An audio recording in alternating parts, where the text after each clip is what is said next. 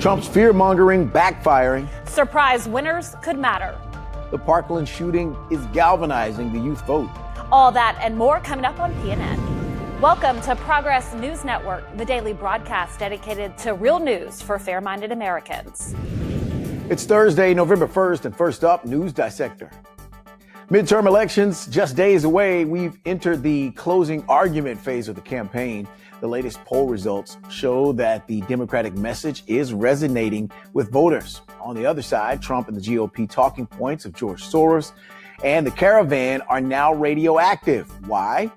Because of recent violence last week. Without scaring their voters, will a GOP base show up at the polls? In the last days of a bitter midterm, recent poll numbers are moving swiftly in favor of Democrats. Political experts note that the closing arguments for each party are dividing on cultural lines and, in some sense, backfiring on the GOP. It's not just suburban moms who are expressing anger with Trump's dangerous rhetoric, but a broader group of Democrats and moderate Republicans who are planning to express their distaste for Trump at the polls.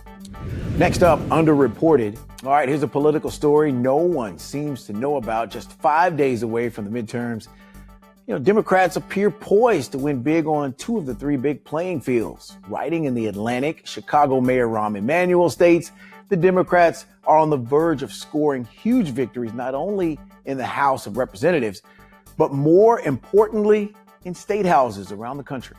Emanuel says potential gains on a state level is a big story. The DNC has almost entirely focused on Congress until recently.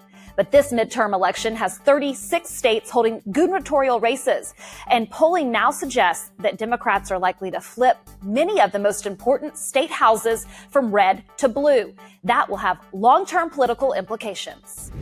Next up, all politics is local. The 2018 midterms have the potential to be the most historic ever for youth political participation.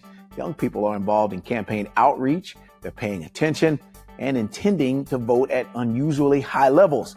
So where is this coming from? Well, a recent poll on youth engagement found that young people who are actively involved in the gun violence prevention movement are far more likely to vote than 18 to 24-year-olds overall.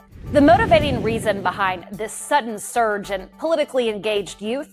The Parkland shooting from spring of this year.